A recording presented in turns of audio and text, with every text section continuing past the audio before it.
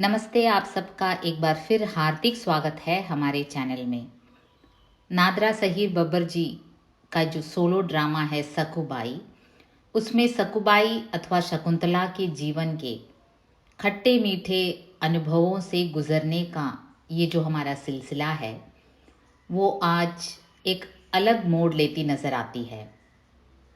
हमने पिछले एपिसोड में देखा खुद अपने मामा द्वारा बलात्कार किए जाने के बाद कैसे शकुंतला और उसकी माँ काफ़ी दुखी एवं परेशान हो जाती हैं। लोक लाज के भय के कारण किसी से कुछ कह भी नहीं पाती, सब अपने अंदर समा लेती है।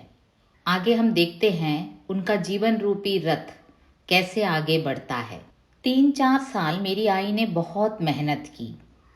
हम लोग साल में कभी हफ्ते 10 दिन के लिए ही गांव जाते थे। वहाँ भी मेरी आई उतनी ही मेहनत करती, रात दिन बाबा की सेवा करती। लेकिन बाबा फिर भी 24 घंटे दुखी रहते। दुबले भी बहुत हो गए थे। मैं और आई जो भी चीज़ उनके लिए लेकर जाते चुपचाप रख लेते, हंसते और बोलते भी नहीं थे।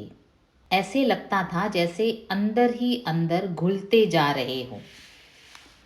देखिए, शकुंतला और उसकी माँ और नितिन तो बम्बई चले गए और उसके बाबा और उसकी छोटी बहन वासंती गांव में रह गए थे। और बाबा मानो मानसिक रूप से, एक तो शारीरिक रूप से उनका हाथ ठीक नहीं था, ऊपर से इनके चले जाने के बाद मानसिक रूप से भी काफ़ी दुखी रहते थे। वो क्या था, जो भी शकुंतला और उसकी माँ ले जाते थे उनके लिए, वे चुपचाप उन्हें रख तो लेते थे लेकिन हंसते और बोलते भी नहीं थे। तो इससे क्या जाहिर होता है कि एक तो उनके भाइयों से उनका जो मानसिक तनाव था, अलगाव पैदा हो गया था। ऊपर से शकुंतला और उसकी माँ और नितिन का मुंबई चले जाना, इनका यहाँ अकेला पड़ जाना, ये सब शकुंतला के पिता के मन में काफ़ी तनाव पैदा कर रहा था। और इसलिए वे, ऐसा लगता था मानो वे अंदर ही अंदर घुलते जा रहे हों, एकदम डिप्रेशन के मोड में थे। कभी कभार ये आ जाते थे शकुंतला और उसकी माँ। वो भी कब आते थे, साल में कभी हफ्ते 10 दिन के लिए, पूरे साल में केवल 10 दिन के लिए इनका आना होता था। और जब आते थे तो पिता के लिए काफ़ी कुछ लेकर आते थे, जो भी उनसे हो पाता था। लेकिन जो भी ले जाते थे वे रख तो लेते थे लेकिन न हंसते थे न बोलते थे। तो इससे साफ जाहिर होता था कि उनके बाबा अंदर से काफ़ी दुखी थे। कुछ कह तो नहीं पा रहे थे, हालात ऐसे थे, लेकिन मजबूरी के कारण अकेले गांव में रह तो रहे थे लेकिन अंदर से काफ़ी दुखी और परेशान थे।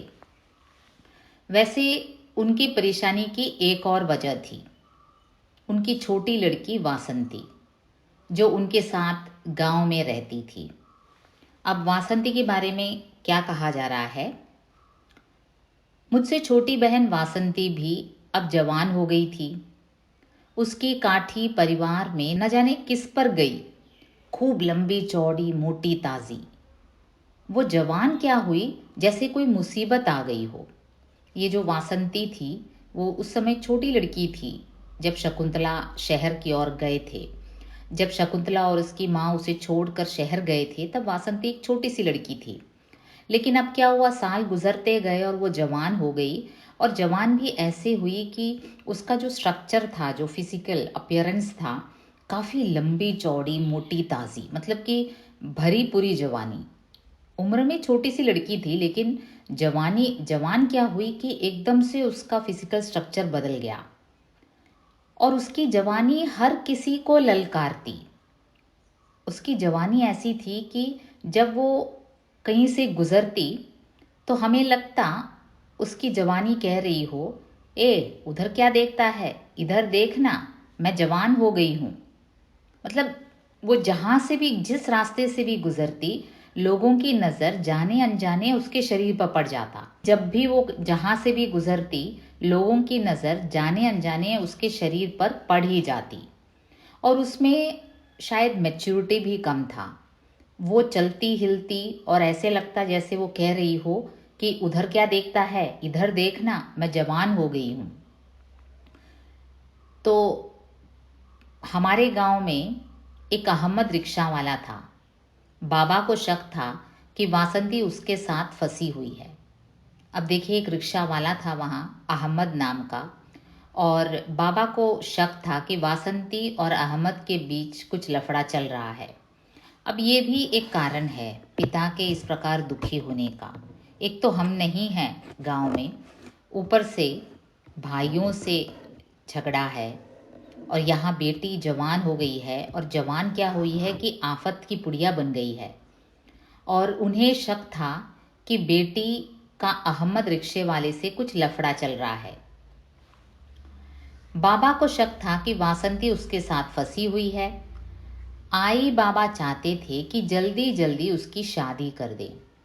अब एक ही सॉल्यूशन था उनके पास। ये जवान होती जा रही थी वासंती, और इनको शक था कि इसका अहमद रिक्शे वाले से कुछ चल रहा है। अब इनके मन में माता पिता के रूप में बस यही बात थी कि जितनी जल्दी हो सके वासंती की शादी कर ले। लेकिन एक अड़चन ये थी कि मैं वासंती से बड़ी थी उम्र में, शकुंतला तो बड़ी बहन थी। मैं बड़ी थी ना, इसलिए पहले मेरी शादी की सोची गई। अब रिवाज के अनुसार बड़ी बेटी की शादी पहले की जाती है, और ताबड़तोड़ मेरी शादी कर दी गई। अब क्या हुआ, ताबड़तोड़ मेरी शादी कर दी गई, जल्दी जल्दी में मेरी शादी कर दी गई। और मेरी शादी होने और घर बसने तक नितिन ने 10वीं पास कर ली थी और 11वीं में दाखिला ले लिया था। उधर नितिन 10th पास कर चुका था और 11वीं कक्षा में दाखिला ले लिया था उसने। आई वापस गांव चली गई क्योंकि बाबा बहुत बीमार रहने लगे थे। उनको रोज शाम को बुखार आ जाता था, और मैं अपने आदमी के साथ यहाँ बम्बई में। अब देखो, उन दिनों मेरी शादी हुई, जल्दी जल्दी में हुई शादी, और मेरे जीवन में एक नया मोड़ आया। और उस समय बाबा रोज़, उनकी तबीयत खराब रहती थी, इसलिए माँ मुंबई से गांव चली गई बाबा के पास उनके देखभाल करने के लिए। और मैं और मेरा आदमी जो था बम्बई में था। तो अब शकुंतला के जीवन ने एक नया मोड़ लिया। उसे यशवंत मिला। देखने में काफ़ी हैंडसम था। मुंबई में थाने की चुंगी पर काम करता था। अब शकुंतला का जीवन एक नया रुख लेने लगा। वो यूं कहती हैं, शादी की पहली रात को ही यशवंत मेरे को बोला, देखो सकिया, मैं ऊपर की कमाई से घर चलाने वाला नहीं, तुझे इसी से ही घर का खर्च चलाना होगा। शादी की पहली रात में ही उसने अपनी बात कही कि देखो, कोई ऊपर की कमाई से मैं घर चलाने वाला नहीं, जो कुछ मेरी तनख्वाह है उसी में घर का खर्च तुम्हें चलाना होगा। मैंने कहा, काय को तू चिंता करता है, मेरे हाथ है ना काम करने के लिए। अब मैं भी काफ़ी उत्साहित थी, शकुंतला भी काफ़ी उत्साहित थी। उसने कहा, चिंता की कोई बात नहीं है, मैं भी काम पर जाऊंगी। मेरा आदमी देखने में भी बहुत अच्छा था। अच्छा यानी बहुत अच्छा, मतलब सलमान खान जैसा नहीं, मतलब कुछ मुझे बहुत प्यार करता था। अब देखो, मेरा आदमी देखने में बहुत हैंडसम था, इतना हैंडसम कि क्या कहूँ, लेकिन सलमान खान जितना नहीं, लेकिन फिर भी अच्छा था देखने में, और मुझे बहुत प्यार करता था। और इससे ज़्यादा खुशी उसे इस बात पर थी, वो क्या था कि मेरी सास नहीं थी। देखिए, अब मदर इन लॉ नहीं थी मेरी, न ननद, न सिस्टर इन लॉ। तो इससे अच्छा लॉटरी मुझे क्या मिलना था कि न सास की फ़िक्र, न ननद की फ़िक्र, और हस्बैंड भी जो मिला यशवंत, काफ़ी हैंडसम। उसका बस एक बड़ा भाई था जो गांव में रहता था। तो मतलब ससुराल वालों की तरफ से शकुंतला को कोई परेशानी नहीं थी। न सास थी न ननद, बस यशवंत था। वो भी उससे बहुत प्यार करता था और देखने में हैंडसम था। तो इस प्रकार शकुंतला काफ़ी खुश थी, और इतनी खुश थी कि यशवंत जैसे पति को पाकर वो मंदिरों में जाकर भगवान के लिए नारियल चढ़ाने लगी, पूजा करने लगी, ताकि ऐसी ही कृपा बनी रहे, ताकि ईश्वर की कृपा यूं ही बनी रहे, क्योंकि अब उसकी ज़िंदगी ने एक नया मोड़ लिया है। कहाँ वो दुखी हुई थी कि उसके मामा ने ही उसका बलात्कार किया, और आज देखो उसे एक अच्छा पति मिला है, देखने में अच्छा है, उसे प्यार करता है, और यहाँ की ससुराल वालों का भी कोई टेंशन नहीं है, और वो भगवान से इस प्रकार की कृपा देने के लिए भगवान के प्रति अपनी कृतज्ञता व्यक्त करने लगी। और भगवान की ऐसी कृपा रही कि मेरे आदमी को पहले से ही एक औरत के साथ लफड़ा था। अब देखो क्या ट्रेजेडी हो गया। ये इतनी खुश थी शकुंतला कि एक अच्छा पति मिला है, सुंदर है, उसे प्यार करता है और एकदम स्ट्रेट फॉरवर्ड है। पहली रात में ही उसने कहा कि मैं कोई ऊपर की कमाई नहीं लाऊंगा। तो ये सब उसे पसंद आया और वो काफ़ी खुश थी, भगवान की कृपा पर खुश थी, पूजा पाठ कर रही थी, कि तब उसे पता चला कि उसका पति का तो पहले से किसी और स्त्री के साथ लफड़ा था। कौन थी वो? वो हमारी पीछे वाली गली में रहती थी। उसके आदमी का नाम था राम प्रसाद मिश्रा। एक मैरिड लेडी थी जो हमारे पीछे वाले स्ट्रीट में रहती थी। वो अस्पताल में वार्ड बॉय था। सब लोग मिश्रा जी पुकारते थे, और उसको मिश्राइन। जैसे ही मिश्रा जी तैयार होकर हॉस्पिटल के लिए निकलते, इधर मिश्राइन बन ठन के तैयार होकर निकलती। अब देखिए, ये जो औरत थी जिसके साथ शकुंतला के पति का पहले से ही चक्कर चल रहा था, वो राम प्रसाद मिश्रा की पत्नी थी। और राम प्रसाद मिश्रा हॉस्पिटल में काम करते थे, वार्ड बॉय थे। वो सुबह नौकरी पर निकलते, पीछे पीछे ये भी निकलती। और ये कैसे बन ठन के निकलती? बिना बाजू का ब्लाउज पहने, स्लीवलेस ब्लाउज पहने, गजरा वजरा लगाकर, मतलब कि बालों में फूलों का गजरा लगाकर, लिपस्टिक लगा के, और गली में ठट्टा मस्खरी करती हुई, ऐसी औरत थी वो। मतलब कि पति के नौकरी पर जाने के बाद ही ये सज धज कर निकलती। वो क्या था, उसका आदमी उससे उम्र में बड़ा था, तो थोड़ा अनमेल विवाह था उनका। ये जवान थी और पति थोड़ा बूढ़ा था। वैसे तो मेरे आदमी को उसने राखी भी बांधी थी। अब देखो विरोधाभास, देखो इस मिश्राइन ने जो बन ठन कर दूसरे जवानों को फंसाने के लिए निकलती थी, स्लीवलेस ब्लाउज वगैरह पहनकर, उसने क्या था, मेरे आदमी को राखी भी बांधा था। देखो, राखी का अर्थ का अनर्थ कर दिया उसने। लेकिन वो कहावत है ना, दिन के भैया रात के सैया। देखो, दिन में तो भैया है क्योंकि राखी बांधा है, और रात के सैया। अगर 2 दिन मेरा आदमी उसके घर न जाए तो तीसरे दिन हमारे घर किसी न किसी बहाने आ धमकती और आंखें मटकाकर बातें करती। उसका क्या हालत था कि मेरा पति उसके घर जाया करता था, और अगर 2 दिन वो ना गया तो तीसरे दिन वो यहाँ आ धमकती थी। अब देखिए शकुंतला के ऊपर कितना बुरा हुआ। एक तरफ जहाँ वो एक पति को पाकर खुश थी, जिंदगी को एक नए सिरे से शुरू करने की उम्मीद रख रही थी, तो दूसरी तरफ उसने क्या पाया कि उसका पति तो पहले से ही किसी के साथ फंसा हुआ है। तो उसने क्या किया? मैंने कितने ही पीर फकीर दरगाह उपवास किए, मगर इस रांडे का जादू नहीं उतरा, नहीं उतरा। अरे मैंने इतनी मिन्नतें की, पूजा की कि इस औरत का जो लफड़ा है मेरे पति के साथ, वो छूट जाए। और इसी बीच मेरी एक लड़की भी हुई। अब इसी बीच वो उसकी एक लड़की भी हुई, और उसने उसका नाम रखा साइली। साइली नाम इसलिए रखा क्योंकि वो साईं बाबा की भक्त थी। साईं बाबा के दिन ही, गुरुवार को ही उसका जन्म हुआ था, इसलिए शकुंतला ने अपनी बेटी का नाम साइली रखा।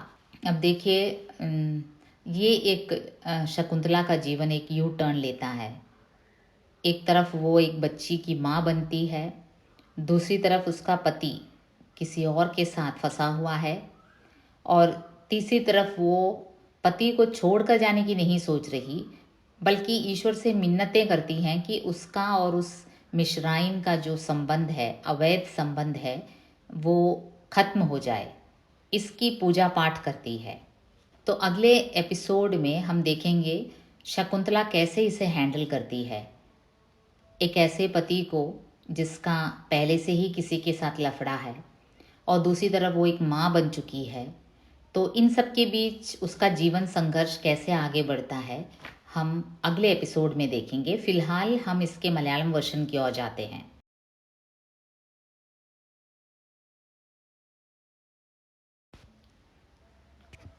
നമ്മൾ കഴിഞ്ഞ എപ്പിസോഡിൽ കണ്ടത് നാദിര സഹീർ ബബ്ബറിൻ്റെ ഈ ഒരു ഡ്രാമ സക്കുബായി. അതിൽ വളരെ ട്രാജിക് ഒരു ഇൻസിഡൻറ്റ് നടക്കുന്നു. ശകുന്തല വളരെ കൊച്ചുകുട്ടിയായിരിക്കുമ്പം തന്നെ മുംബൈയിലെത്തുകയും അവിടെ വെച്ച് സ്വന്തം അമ്മാവൻ ശകുന്തളയെ റേപ്പ് ചെയ്യുകയും അങ്ങനെ അവർ അമ്മാവനും അമ്മൂമ്മയായിട്ടൊക്കെ പിണങ്ങി അവർ വേറെ താമസം മാറുകയും ചെയ്യുന്നു. ആരുമല്ലാത്ത ഒരു ടാക്സി ഡ്രൈവർ ഹുസൈൻ മാമ അവർക്ക് ആശ്രയം കൊടുക്കുന്നു. അങ്ങനെ അവർ കുടുംബത്തിൽ നിന്ന് മാറി. അങ്ങനെ അവർ മുംബൈയിൽ തന്നെ വളരെയധികം അധ്വാനിക്കുന്നു. അമ്മയും മോളും പല വീടുകളിൽ ജോലിക്ക് പോകുന്നു. വർഷത്തിൽ ഒരിക്കൽ ഒരാഴ്ചയോ 10 ദിവസമോ കാണാൻ ഗ്രാമത്തിൽ പോവുകയുണ്ടാവും. അവിടെ ചെല്ലുമ്പം അച്ഛൻ വളരെ ഒരു ഡിപ്രഷൻ മോഡിലാവുന്ന ഒരു സ്ഥിതിയാണ്. ആരോടും ചിരിക്കുകയും പറയില്ല, വളരെ സൈലൻ്റ് ആയിട്ടിരിക്കുന്നു. കാരണം അച്ഛന് ഇവരുടെ വേർപാട്, ഇവർ അങ്ങ് മുംബൈയിലേക്ക് ഷിഫ്റ്റ് ചെയ്തത് അച്ഛന് മാനസികമായിട്ട് തളർത്തി കാണും. അത് മാത്രമല്ല അച്ഛൻ തൻ്റെ സഹോദരങ്ങളുമായിട്ടും അത്ര നല്ല ടേംസിലല്ലായിരിക്കാം. അപ്പോൾ ഈ വക കാരണങ്ങളാലെല്ലാം അച്ഛൻ്റെ അവസ്ഥ വളരെ ദയനീയമായിരുന്നു. അതെങ്ങനെയാണ് ഇവിടെ രേഖപ്പെടുത്തുന്നത്? 3-4 साल मेरी आई ने बहुत मेहनत की. हम लोग साल में कभी हफ्ते 10 दिन के लिए ही गांव जाते थे. वहाँ भी मेरी आई उतनी ही मेहनत करती. വർഷത്തിൽ ഒരിക്കൽ ഒരാഴ്ചയോ 10 ദിവസമോ ചെല്ലുമ്പോൾ അമ്മ അവിടെ നല്ല അധ്വാനിക്കും. रात दिन बाबा की सेवा करती. लेकिन बाबा फिर भी 24 घंटे दुखी रहते. അച്ഛനെ അമ്മ നല്ലപോലെ ശുശ്രൂഷിക്കും, പിന്നെ മുംബൈയിൽ കിട്ടുന്ന പണമെല്ലാം കൊണ്ട് കൊടുക്കും. പക്ഷെ എന്നാലും അച്ഛനൊരു സന്തോഷം വാസ്തവത്തിൽ കാണുന്നില്ല. दुबले भी बहुत हो गए थे. मैं और आई जो भी चीज़ उनके लिए लेकर आते चुपचाप रख लेते. ഞങ്ങൾ സിറ്റിയിൽ നിന്ന് കൊണ്ടുകൊടുക്കുന്ന, വളരെ ആവേശത്തോടെ കൊണ്ടുകൊടുക്കുന്ന സാധനങ്ങൾ അച്ഛൻ ചിരിക്കുകയില്ല, കരയില്ല, വെറുതെ അതെടുത്തിങ്ങനെ വെക്കും, സ്വീകരിക്കും, അവിടെ വെക്കും. हंसते और बोलते भी नहीं थे. ऐसा लगता था जैसे अंदर ही अंदर घुलते जा रहे हूँ. ऐसा लगता था जैसे अंदर ही अंदर घुलते जा रहे हूँ. ഉള്ളിലങ്ങ് ഉരുകി ഉരുകി ഇല്ലാതാവുന്ന പോലത്തെ ഒരു, ഉള്ളിൽ ഉരുകി ഉരുകി അച്ഛൻ ഇല്ലാതാവുകയായിരുന്നു. അങ്ങനെയാണ് ഞങ്ങൾക്ക് തോന്നിയത്. അച്ഛൻ ഈ ടെൻഷൻ അടിക്കുന്നതിൻ്റെ വേറൊരു കാരണം ഉണ്ടായിരുന്നു.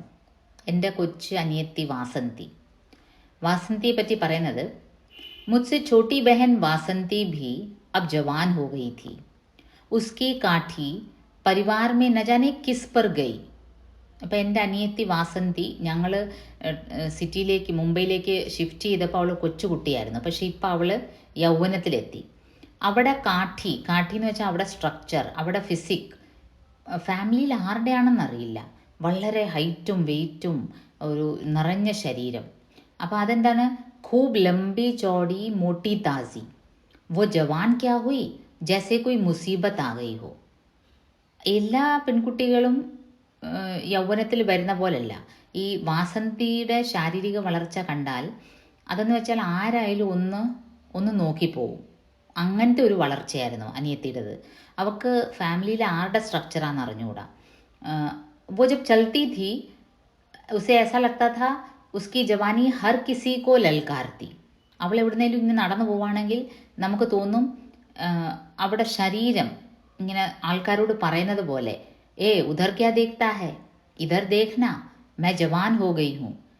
അവിടെ അവൾ നടന്നാൽ മതി, അവളൊന്നും ചെയ്യണ്ട. അവളിങ്ങനെ നടന്നു പോയാൽ അവിടെ ആ ഒരു ശരീര വളർച്ച കാരണം നാട്ടുകാരെല്ലാം നോക്കിപ്പോകും. ആ ഒരു ശരീര വളർച്ച ഇങ്ങനെ പറയുന്ന പോലെ തോന്നും. ഉധർ ക്യാ ദേഖ്താ ഹൈ, ഇധർ ദേഖ്ന, ഞാൻ ദാ ഇവിടെ കൂടെ പോകുന്നു, എന്നെ നോക്കൂ എന്ന രീതിയിൽ വാസന്തിയുടെ എന്ന രീതിയിൽ വാസന്തിയുടെ ശാരീരിക വളർച്ച വിളിച്ചോതുന്ന പോലെ തോന്നും. അച്ഛനൊരു ഡൗട്ട് ഉണ്ടായിരുന്നു. എന്താണ്? ഹമാരെ ഗാവ് മേ एक अहमद रिक्शा वाला था. बाबा को शक था कि वासंती उसके साथ फंसी हुई है. അപ്പം അച്ഛൻ അങ്ങനത്തെ ഒരു അതും അച്ഛൻ്റെ ടെൻഷൻ്റെ ഒരു കാരണമാണ്. പെൺകുട്ടി, അച്ഛൻ്റെ കൂടെ നിൽക്കുന്ന പെൺകുട്ടി വല്ലാതെ അങ്ങ് വളരുന്നു. അത് മാത്രമല്ല, ഒരു റിക്ഷാക്കാരൻ അഹമ്മദുമായിട്ട് വാസന്തിക്ക് എന്തോ ബന്ധമുണ്ട് എന്ന് അച്ഛന് ഡൗട്ടുണ്ടായിരുന്നു. പക്ഷേ അവരുടെ മുമ്പിലപ്പം ഒരു സൊല്യൂഷൻ എന്തായിരുന്നു? അച്ഛനും അമ്മയുടെ മുമ്പിലുള്ള ഒരു സൊല്യൂഷൻ, ജൽദി ജൽദി ഉസ്കി ഷാദി കർദേ, എത്രയും വേഗം വാസന്തിയെ വിവാഹം കഴിച്ചയക്കണം എന്നാണ് തോന്നിയത്. ലേക്കിൻ മേ ബഡി थी ना, इसलिए पहले मेरी शादी की सोची गई. പക്ഷെ കുടുംബത്തിൽ മൂത്ത മകൾ ഞാനാണ്. അതുകൊണ്ട് തന്നെ വാസന്തിയെ എത്രയും വേഗം കെട്ടിക്കണം എന്നുള്ളൊരു ലക്ഷ്യത്തിൽ ആദ്യം എന്നെ കെട്ടിച്ചു വിടണമെന്ന് തീരുമാനിക്കും. അങ്ങനെ ഇടയിവിടെയെന്ന് എൻ്റെ കല്യാണം നടക്കും. താബഡ് തോട് മേരി ഷാദി കർദി ഗയി. അങ്ങനെ ഒരു ഹറി ബറിയിൽ എൻ്റെ വിവാഹം നടക്കും. और मेरी शादी होने और घर बसने तक नितिन ने 10वीं पास कर ली थी और 11वीं में दाखिला ले लिया था. അപ്പോൾ എൻ്റെ വിവാഹം കഴിക്കുന്ന സമയത്ത് നിതിൻ 10th പാസ്സായി, 11th അഡ്മിഷനൊക്കെ എടുത്ത് നിൽക്കുകയാണ്. അപ്പം ഞാനും എൻ്റെ ഹസ്ബൻഡ് മുംബൈയിൽ, അമ്മ ഗ്രാമത്തിൽ വന്നു. കാരണം അച്ഛൻ ആ സമയത്ത് എന്തായിരുന്നു അവസ്ഥ? ഉनको रोज शाम को बुखार आ जाता था. बाबा बहुत बीमार रहने लगे थे और मैं अपने आदमी के साथ यहाँ बम्बई में. അതുകൊണ്ട് അച്ഛൻ എന്നും ഇങ്ങനെ ശാരീരിക അസ്വസ്ഥതകളായിരുന്നു. അതുകൊണ്ട് അമ്മ നാട്ടിലേക്ക് പോന്നു, ഗ്രാമത്തിലേക്ക്. ഓർ എനിക്ക് കിട്ടിയ ആരെയാണ്? യശ്വന്തിനെയാണ്. അപ്പം ഞാൻ വളരെ ഹാപ്പിയാണ്. എൻ്റെ യശ്വന്ത് വളരെ ഒരു ഹാൻസം പയ്യനായിരുന്നു. എനിക്കതുകൊണ്ട് വളരെ സന്തോഷം തോന്നി. കാരണം കാണാൻ നല്ല ഭംഗിയാണ്. സൽമാൻ എങ്ങനെയാണ് വർണ്ണിച്ചിരിക്കുന്നത്? मेरा आदमी देखने में बहुत अच्छा था. अच्छा यानी बहुत अच्छा, मतलब സൽമാൻ ഖാൻ ജैसा नहीं. സൽമാൻ ഖാൻ അത്രയും വരത്തില്ല, എന്നാലും ഒപ്പത്തിനൊപ്പമൊക്കെ നിൽക്കാം. അത്രയ്ക്ക് ഭംഗിയുണ്ടായിരുന്നു യശ്വന്തിന്. അതുകൊണ്ട് എനിക്ക് നന്നായി ഇഷ്ടപ്പെട്ടു. ഞാൻ വളരെ ഹാപ്പി ആയിരുന്നു. ആദ്യത്തെ ദിവസം തന്നെ ഷാദിക്ക് പെഹലി രാത് കോ ഹി യശ്വന്ത് എന്താണ് പറഞ്ഞത്? यशवंत ने मेरे को बोला, देखो सखया, मैं ऊपर की कमाई से घर चलाने वाला नहीं, तुझे इसी से ही घर का खर्च चलाना होगा. നോക്കൂ, ഞാൻ വേറെ അനാവശ്യമായിട്ടുള്ള രീതിയിലൊന്നും പണം ഉണ്ടാക്കി കൊണ്ടുവരത്തില്ല കേട്ടോ. ഞാൻ എൻ്റെ വരുമാനത്തിൽ ഒത്തു വേണം നീ ജീവിക്കാൻ. അപ്പം ഞാൻ അങ്ങനെ സ്ട്രെയിറ്റ് ഫോർവേഡായിട്ടുള്ള പറയുന്ന ഒരു ഭർത്താവിനെ കിട്ടി ഞാൻ വളരെ ഹാപ്പി ആയിരുന്നു. കാരണം എൻ്റെ അഭിപ്രായം എന്തായിരുന്നു? എനിക്കതിനൊരു ടെൻഷനില്ല. കാരണം मैंने क्या कहा? मैंने कहा काय को तू चिंता करता है, मेरे हाथ है ना काम करने के लिए. ഞാനും ഉണ്ടല്ലോ ഏർണിംഗ് മെമ്പർ. അപ്പം അങ്ങനെ ടെൻഷൻ അടിക്കേണ്ട കാര്യമില്ല. ഞാനും ജോലിക്ക് പോവും. അങ്ങനെ ഞാൻ വളരെ ഹാപ്പി ആയിരുന്നു. എൻ്റെ സന്തോഷത്തിന് വേറൊരു കാരണം ഉണ്ടായിരുന്നു. എന്ന് വെച്ചാൽ എനിക്ക് അമ്മായിയമ്മയില്ല, പിന്നെ നാത്തൂനില്ല, നാത്തൂന്മാരുടെ ശല്യമില്ല, അമ്മായിയമ്മയുടെ ശല്യമില്ല. ആകെ യശ്വന്തനുണ്ടായിരുന്നത് ഒരു സഹോദരനാണ്, അയാൾ ഗ്രാമത്തിലാണ്. അപ്പോൾ ഈ ഒരു സൗഭാഗ്യം, കാണാൻ നല്ല ഹാൻസമായിട്ടുള്ളൊരു ഹസ്ബൻഡ് കിട്ടുക, അതിനൊപ്പം തന്നെ എന്തുവാ അമ്മായിയമ്മയുടെ ശല്യമില്ല, നാത്തൂന്മാരുടെ ശല്യമില്ല. അപ്പോൾ ഇതെല്ലാം കൊണ്ട് ഞാൻ വളരെ ഹാപ്പി ആവുകയും ഞാൻ ഒരുപാട് പൂജകളൊക്കെ നടത്തി, അമ്പലങ്ങളിലൊക്കെ പോയി തേങ്ങയൊക്കെ ഉടച്ച്, കാരണം ഇത്രയും നല്ലൊരു ബന്ധം കിട്ടിയതിന്. അപ്പോൾ ഈ ഒരു ബന്ധം ഇങ്ങനെ സന്തോഷത്തോടെ ഇങ്ങനെ നിലനിൽക്കണം എന്ന് ഞാനൊക്കെ പ്രാർത്ഥിച്ചിങ്ങനെ ഇരിക്കുമ്പോഴാണ് ഭഗവാൻ കി ऐसी कृपा रही कि मेरे आदमी का पहले से ही एक औरत के साथ लफड़ा था. വല്ലാതെ ഇങ്ങനെ സന്തോഷിച്ചിരിക്കുമ്പോഴാണ് അതാ ഇടിത്തി പോലെ ഞാനൊരു വാർത്ത അറിയുന്നത്. എൻ്റെ ഭർത്താവിന് ഓൾറെഡി ഒരു സ്ത്രീയായിട്ട് എന്തോ ഒരു കണക്ഷൻ ഉണ്ടായിരുന്നു. वो कौन थी?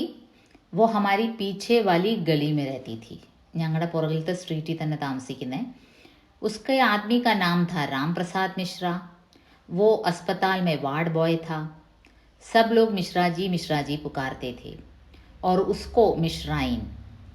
जैसे ही मिश्रा जी तैयार होकर हॉस्पिटल के लिए निकलते, इधर मिश्राइन बन ठन के तैयार होकर निकलती. ഞങ്ങളുടെ സ്ട്രീറ്റിന് അപ്പുറത്ത് ബാക്കിൽ തന്നെ താമസിക്കുന്ന ഒരു മിശ്ര, രാം പ്രസാദ് മിശ്രയുടെ വൈഫുമായിട്ടായിരുന്നു എൻ്റെ ഹസ്ബൻഡിന് ഓൾറെഡി അഫെയർ ഉണ്ടായിരുന്നത്. അയാൾ എന്തായിരുന്നു, ഒരു ഹോസ്പിറ്റലിൽ വാർഡ് ബോയ് ആയിരുന്നു. അപ്പോൾ രാവിലെ അയാൾ ഹോസ്പിറ്റലിൽ ജോലിക്ക് പോവും, പുറകെ മിശ്രൈൻ ഇറങ്ങും ഒരുങ്ങിക്കെട്ടി. എങ്ങനെയാണ്, ഇധർ മിശ്രൈൻ ബൺ ഠൻ കെ തയ്യാർ ഹോക്കർ നിക്കൽത്തി, ബിനാ ബാജു കാ ബ്ലൗസ് പെനെ, സ്ലീവ്ലെസ് ബ്ലൗസൊക്കെ ഇട്ട്, ഗജറ വജറ ലഗാക്കർ, തലയിൽ ഭയങ്കര മുല്ലപ്പൂവൊക്കെ ചൂടി, തലയിൽ മുല്ലപ്പൂടെ ഗജറയൊക്കെ ഇട്ടിട്ട്, ലിപ്സ്റ്റിക് ലഗാക്കെ ഗലി മേ ഠട്ടാ മസ്കരി കർത്തി ഹുയി. ഹസ്ബൻഡ് അങ്ങോട്ട് ഇറങ്ങുന്ന പിന്നാലെ ഈ വൈഫ് ഇങ്ങനെ ഒരുങ്ങിക്കെട്ടി എല്ലാ ചെറുപ്പക്കാരെ അട്രാക്റ്റ് ചെയ്യുന്ന രീതിയിൽ മസ്കര കർത്തി ഹുയി നിക്കൽത്തി, മസ്കരി കർത്തി ഹുയി നിക്കൽത്തി. वो क्या था, उसका आदमी उससे उम्र में थोड़ा बड़ा था. അവിടെ ഹസ്ബൻഡ് അല്പം പ്രായമുള്ള ആളായിരുന്നു അവളെക്കാളും. അതുകൊണ്ട് തന്നെ वो क्या था, മറ്റ് ചെറുപ്പക്കാരെ തേടി ഈ മിശ്രൈൻ ഇറങ്ങുമായിരുന്നു. वैसे तो मेरे आदमी को उसने राखी भी बांधी थी, भैया भैया कहती थी. നോക്കിയേ, രാഖി കിട്ടുന്നത് ഒരു സഹോദരനായിട്ട് കാണുന്നവരെയാണ് രാഖി കിട്ടുന്നത് രക്ഷാബന്ധനിൽ. അപ്പോൾ ഇത് വളരെ സൗകര്യപൂർവ്വം ഈ രാഖിയെ മിസ്യൂസ് ചെയ്യാണ് ഈ ലേഡി. ഈ മിശ്രൈൻ എൻ്റെ ഹസ്ബൻഡിനെ ആക്ച്വലി ഭയ്യ ഭയ്യ എന്നായിരുന്നു പകൽ വിളിക്കുന്നത്. രാഖിയൊക്കെ കിട്ടിയിട്ടുണ്ട്. ലേക്കിൻ വോ കഹാവത്ത് ഹെ നാ, ദിൻ കെ ഭയ്യ രാത് കെ സയ്യ. പക്ഷെ എന്താ സംഭവം, രാവിലെ ആങ്ങളെന്ന് വിളിക്കും, രാത്രിയിൽ വേറെ ബന്ധമാണ്. അഗർ 2 दिन मेरा आदमी उसके घर न जाए तो तीसरे दिन हमारे घर किसी न किसी बहाने आ धमकती.